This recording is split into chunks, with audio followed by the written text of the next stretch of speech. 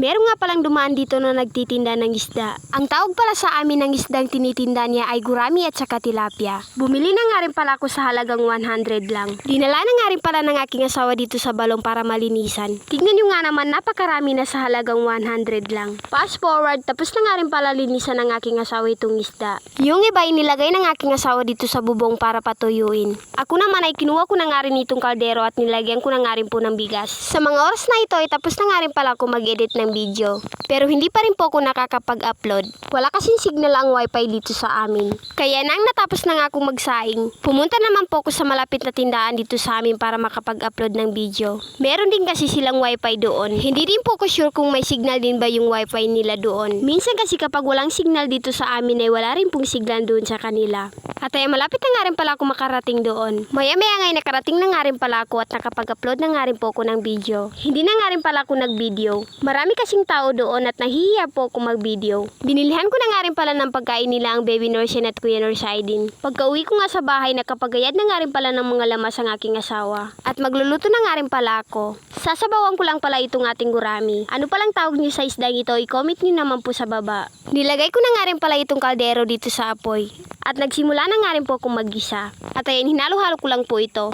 Pagkatapos ko nga mag-gisa, isinunod ko na nga rin pala itong ating isda. At tinakpan ko na nga rin pala ito saglit. Maya-maya nga, binuksan ko na nga rin at maglalagay na nga rin pala tayo dito ng tubig. At ayan, naglagay na nga rin pala ako dito ng konting tubig. At syempre, maglalagay din po tayo ng pampalasa. Gaya ng asin at saka bitchin. Shoutout muna pala tayo. Shoutout kay Aisa Gyali Usman and kay Najma Diamla Makapundag. Shoutout din kay Amer Salilama and kay Bay Halima Abdul Gani. Shoutout po sa inyong lahat. Yung iba sa next video na lang. At ay luto na nga rin pala itong ating ulam. Sinabawang gurami. Fast forward, gabi na nga rin pala. At nakapagsaing na nga rin pala ako. Magluluto na lang po ako ng aming ulam. Ito pala yung lulutuin ko ngayon. Etong tuyong tilapia.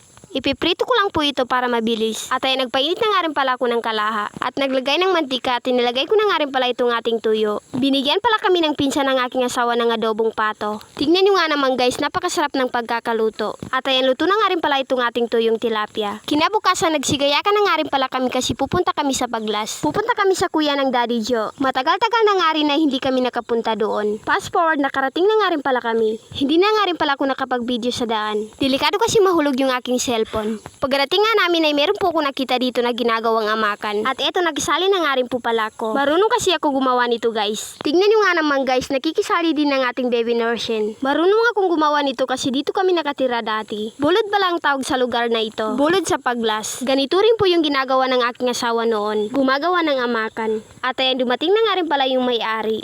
Tumigil na nga rin pala ako, baka masira yung ginagawa niya. Sa hindi pa pala nakapagpalo sa amin, ipalo na po kami. Malaking tulong po yung para sa amin. Salamat.